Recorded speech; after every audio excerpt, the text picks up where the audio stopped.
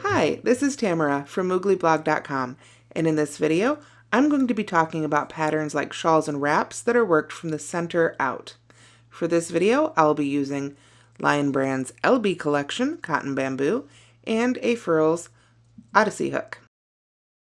Now, what do I mean by from the center out? Now, sometimes in a pattern from the center out means you start with a circle and you work in circles on, or maybe even half circles from the center of that pattern on out towards the edges. For this, I'm talking about something a little different. It's typically a rectangle, and you're going to have half the pattern made in one direction, and then the other half of the pattern going in the other direction. Why would you do that? You would do it when the pattern calls for it, and typically when they call for it, it's because the pattern has a direction to it. You can see here I just have a simple V-stitch. This is just for demonstration purposes. It could be any sort of stitch in the pattern.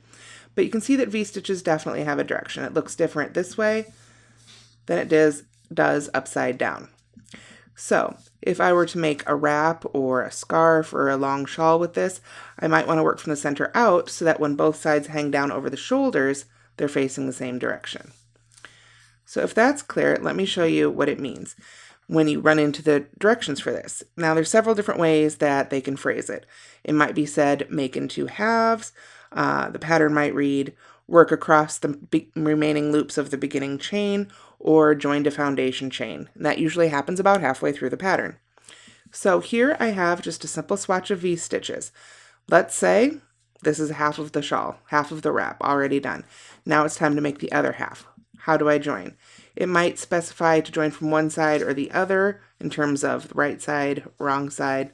This little swatch doesn't really have a right side, wrong side, but you'll have to read the pattern you're following to see if that's the case. So let's say this is the right side that we want to join to. What I'm going to do is I will have gotten to this end and broken my yarn, and then I'll take the end of my yarn, like so, and I will just go ahead and join it right to the unused loops of the foundation chain. Now, when I worked into my foundation chain, I chose to work into just the back hump of the chain, leaving 2 loops on the bottom. So if I'm going to work back across it, those will be the 2 loops I'll go under to start the second half of the pattern. So just like so, I would join here to this first stitch, maybe chain if I'm going to do V-stitches again, and just start working in the pattern. Again, it just depends on the actual pattern you're following. There is a pattern like this on mooglyblog.com, a free one, called the Alpaca Your Wrap, and it uses this technique because of the direction of the stitches. So from here, I would just work in the same stitch pattern across. So where I've got the bottom of a V-stitch here, I'd work the bottom of the next V-stitch, like so. In this way, I am able to mirror the first half with the second half. Like so. I would just continue on across using the unused loops of the foundation chain, whether that's 1 loop, 2 loops, just depends how you chose to work into that first foundation chain.